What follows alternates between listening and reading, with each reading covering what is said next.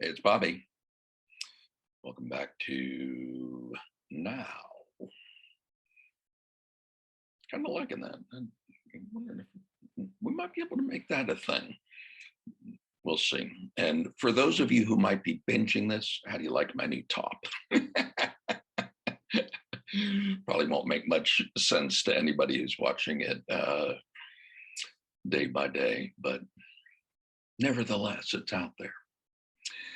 So,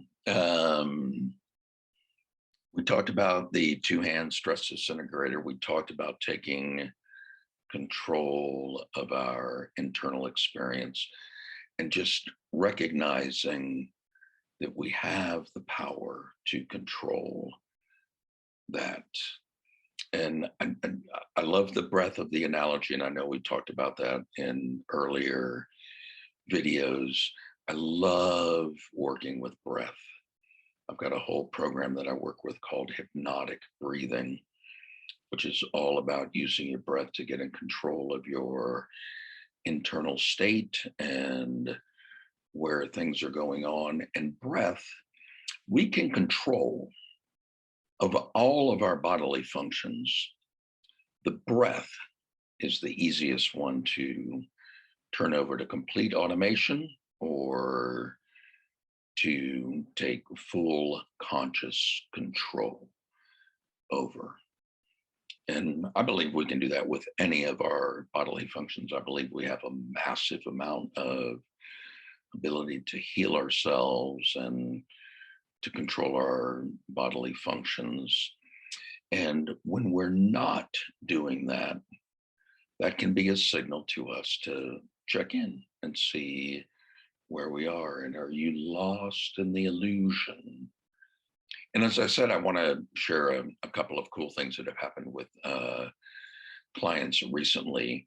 But one thing that I will share is that in the work that I do, one of the things that I constantly invite clients that are working with me one-on-one to do is, if you're having a meltdown, if you're having a little bit of difficulty, if you feel stuck, call me. I want to be the number one number on your speed dial, because I love working with clients when the yogurt is hitting the fan.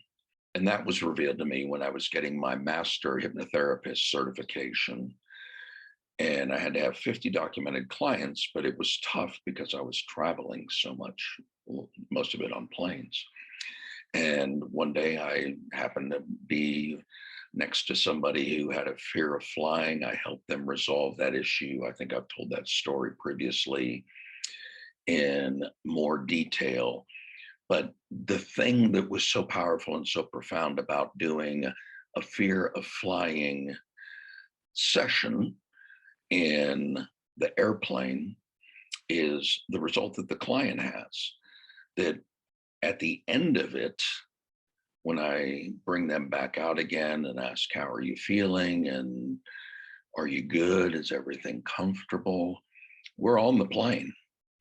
And so it's not like we're in my office and they're wondering, well, this seems really good. I think I'll be comfortable, but I guess I really won't know till I'm on a plane again, which of course that part is true as well. But there they are on the plane. And so one of two things is going to happen. Either they're going to go, oh man, this is good. And I've never flown before in a way that I feel so comfortable. Or they may say, I'm still kind of freaking out and I don't think your work is done here, dude. Or anywhere in between, obviously. And, if it's the latter, I can take them back down again, and we can continue the work. But the point of it is, I did 35 of those for my certification, and I was perfect. And I'm very good, but I'm not perfect. But I was perfect in that context. And the thing that occurred to me on reflection was it was the fact that the client knew. So they opened their eyes to see how they were doing. And it wasn't theoretical, it was experiential. And having an experience of doing that is dramatically different. So here's two examples of that that have happened in the past, and I'll share with you why I think it's particularly relevant to you. Um, the first one happened that I'm going to share with you happened just a couple of weeks ago. I was meeting with a client. The client showed up early, and when I pulled into the parking lot, the client was already there in their car and crying. And I went over, knocked on the window. How you doing? Everything okay? Yeah. I'm just going through some stuff. And I said, you still good for the session today? Yeah. And I said, okay, take a moment. I'm ready when you are. Come on in. And then off we go. And they came in shortly after that and just was in the middle of a total meltdown. And I thought to myself, this is going to be a really good, powerful, and profound session for that person. And I took them back, taught them that 2-hand stress disintegrator, and just got them to breathe and to see where they were. And I honestly don't remember, but I think the answer when I asked, where are you on the scale, 1 to 99? 99 is like, running, screaming into the night. I believe the answer was 93. And we did a very quick breathing technique. And it's called Cognac Breath. I don't believe we've talked about that. I'll do that in a future video. It is a wonderful technique. And doing that for 3, maybe 4 minutes brought that subjective scale from a 93 down to 50 something. We did a little bit more, brought it down to 30. And I said, where do you want to be? I mean, we can go lower, but we're going to be doing work here. And the response was, I'd like to go to like 20 to 25. And I'm like, all right, just breathe back into that again and see where you are. Boom, down at 25. And then we started the session and we went on to do different work. And the work that we did is not relevant to your particular journey, but the fact that you are in total control 100% of the time of your internal experience is something that the vast majority of the people do not realize. And once you've gotten into contact with that, not intellectually, not understanding, I think I know what you're talking about. And yes, I can think of times that I've been there as well, but that it is your embodied, lived experience. The difference between those two is massive, because what we're talking about has to do with our holistic self, body, mind, and spirit. And mind cannot understand spirit. So trying to wrap your mind around all of this is, it is an exercise in futility. But getting it and seeing it experientially is very, very different.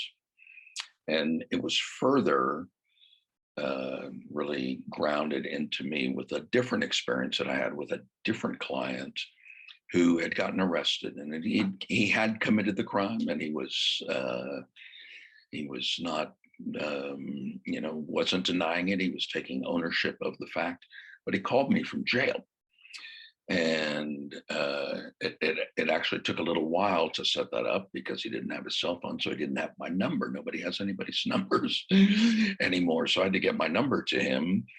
And once that happened, we were able to have coaching sessions with him in prison on the phone. They were 9 to 11 minutes. That's just how long it worked. And if nobody was waiting on the other line, he could call me back. He had to call me collect. If somebody was waiting, he had to go to the end of the line. And as I was working with this particular client,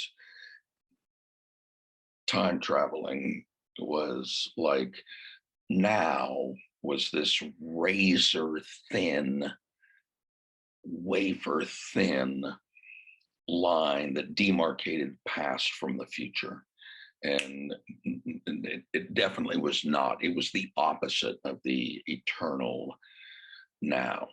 And I just kept bringing him back and back and back and saying, how are you doing right now? How are you doing right now? And it would be, I just did this in the past and I've totally fucked up my life. I feel like shit. Or I'm sitting here in jail and I don't know if I'm safe and I don't know if I'm going to get attacked tonight. Time traveling, regretting the past, worrying about the future, not even like remotely entering a near now orbit. And that's what I did in that session. Was I just kept bringing it back, and it took many quite a while, many 9 to 11 minute calls, but eventually I was able to get to, where are you now? And the answer was, I'm in prison and I'm talking to my friend and I'm okay and I'm in control of my breath. And ultimately, he was thankfully only in jail for a little while on that. But as he left, I mean, like every guard and even the inmates, he was a senior citizen. And so they called him OG, old gangster. Which he took as a compliment, which I think was absolutely appropriate. So as we continue, we'll continue to explore our ability to be in 100% control of your internal experience. One of the first shifts that people make when they're doing work with me, when they're working individually with me, is moving from the victim mentality to the creator mentality. And that's only the first shift of 3 that we make together, but it's the most powerful and it's the most profound. Our conditioning is that we look outside of ourselves of, hey man, you look great today. Why are you so happy? Well, I just in a relationship with a great new gal, or got a windfall in my business or whatever. We look for external causes. That's what we're looking for. We are looking for external causes, and we feel like we are at the effect. But that's victim mentality, and that's something that's way, way too pervasive today. So as we make the shift from victim to creator, that we realize that we create and we are in control of our external experience. That's the first of 3 massive shifts that I expect that we'll make on this journey together. And if you continue to watch these, that's where I intend to lead you.